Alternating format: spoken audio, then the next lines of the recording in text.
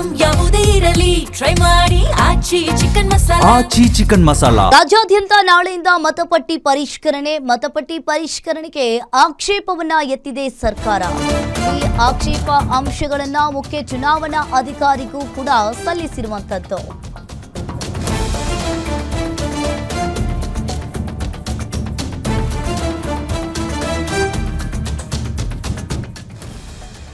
ಇನ್ನು ಬೆಂಗಳೂರಿನಲ್ಲಿ ಗೃಹ ಸಚಿವ ಪ್ರಿಯಾಂಕ್ ಖರ್ಗೆ ಅವರು ಹೇಳಿಕೆಯನ್ನ ನೀಡಿದ್ದಾರೆ. ಮತಪಟ್ಟಿ ಪರಿಷ್ಕರಣೆಗೆ ಆಕ್ಷೇಪವನ್ನ ಎತ್ತಿದ ಸರ್ಕಾರ.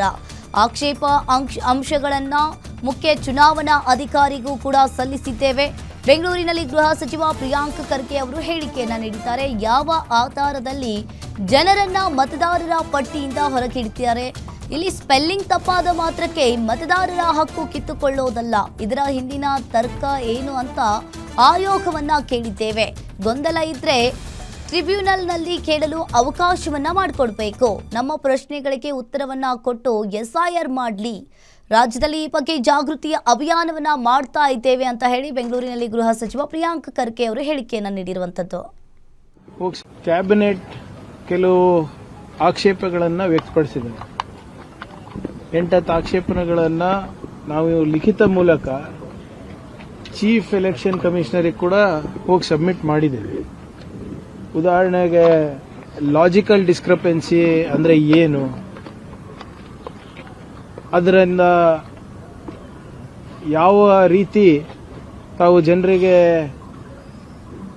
ಮತದಾರ ಪಟ್ಟಿಯಿಂದ ಹೊರಗಿಡ್ತೀರಾ, ಇವೆಲ್ಲನೂ ಕೂಡ ಕೇಳಿದ್ದೀವಿ. ವಾಟ್ ಈಸ್ ಲಾಜಿಕಲ್ ಡಿಸ್ಕ್ರಪೆನ್ಸಿ ಇರ್ಬೋದು, ಮತ್ತು ಒಬ್ಬರು ಮತದಾರರಿಗೆ ಮತದಾನದ ಪಟ್ಟಿಯಿಂದ ಹೊರಗೆ ಹಾಕ್ತಾ ಇದ್ದಾಗ ಕಾನೂನಾತ್ಮಕವಾಗಿ ಅವರಿಗೆ ನೋಟಿಸ್ ಕೊಡಬೇಕು, ಸ್ಪೀಕಿಂಗ್ ಆರ್ಡರ್ ಇರಬೇಕು, ಮತ್ತು ಏನಾದರೂ ಗೊಂದಲ ಇದ್ದರೆ ಟ್ರಿಬ್ಯುನಲ್ಗಳಲ್ಲಿ ಸರಿಯಾಗಿ ರೀತಿಯಾಗಿ ಅವಕಾಶ ಮಾಡಿಕೊಡ್ಬೇಕು. ಸುಮ್ಮನೆ ಯಾವುದೋ ಒಂದು ಸ್ಪೆಲ್ಲಿಂಗ್ ಮಿಸ್ಟೇಕ್ ಇದೆ ಅಂದ ತಕ್ಷಣವೇ ಅವ್ರ ಹಕ್ಕನ್ನು ಕಸ್ಕೊಳೋದಲ್ಲ. ಆದರೆ ಇಲ್ಲಿವರೆಗೂ ಕೂಡ ಎಲೆಕ್ಷನ್ ಕಮಿಷನಿಂದ ಯಾವುದೇ ರೀತಿಯಾದಂಥ ನಮಗೆ ಮಾಹಿತಿಯನ್ನು ಅವ್ರು ನೀಡ್ತಾ ಇಲ್ಲ. ಫಸ್ಟು ನಾವು ಜಾಗೃತಿ ಅಭಿಯಾನವನ್ನು ನಡೆಸಬೇಕು, ಅದನ್ನು ನಾವು ಮಾಡ್ತಾ ಇದ್ದೇವೆ. ಆದರೆ ಕಾನೂನಾತ್ಮಕವಾಗೂ ಕೂಡ ಇದನ್ನು ನಾವು ಪರಿಗಣಿಸಬೇಕಾಗ್ತದೆ. ಇವತ್ತು ಯಾವುದೋ ಒಂದು ಆರ್ಟಿಫಿಷಿಯಲಿ ಇಂಟೆಲಿಜೆನ್ಸ್ ಸಾಫ್ಟ್ವೇರ್ ಯೂಸ್ ಮಾಡಿಬಿಟ್ಟು ನೀವು ಎಲ್ಲರಿಗೂ ಹೊರಗಿಡ್ತೀರಾ ಅಂದರೆ ಅದನ್ನು ಆಡಿಟ್ ಮಾಡಿದವ್ರು ಯಾರು, ಅದು ಹೇಗೆ ಕೆಲಸ ಮಾಡುತ್ತೆ ಅಂತ ಯಾರಿಗೂ ಗೊತ್ತಿಲ್ಲ. ಈಗ ನೀವೇ ಯೋಚನೆ ಮಾಡಿ, ಸುಮಾರು 89 ಲಕ್ಷ ಜನ ಮತದಾರರ ಪಟ್ಟಿಯಿಂದ ಕೈ ಬಿಡ್ತಾರೆ. ಅವರಿಗೆ ಟ್ರಿಬ್ಯುನಲಲ್ಲಿ ಹೋಗಿ ಅವರಿಗೆ ಕೇಳಕ್ಕೂ ಅವಕಾಶ ಇರಲಿಲ್ಲ.